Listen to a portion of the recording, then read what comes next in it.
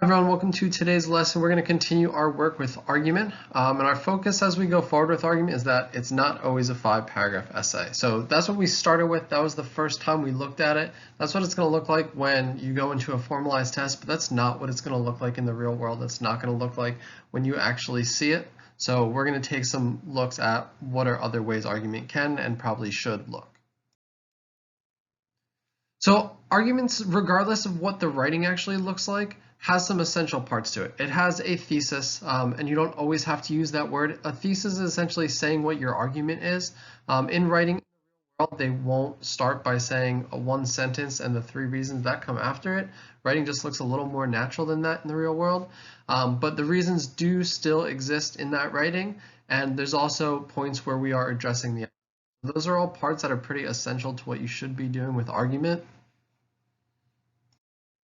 So just to take a look at, this is kind of the setup that most of us use, right? We have an intro, we have a closing, we have body paragraphs, we have counterclaim paragraphs. And if you take a look at them, they're all just kind of big, blocky paragraphs.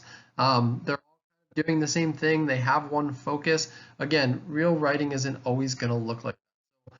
We're going to start by taking a look at an argument today that doesn't necessarily look the same as how we just went and did some argument writing.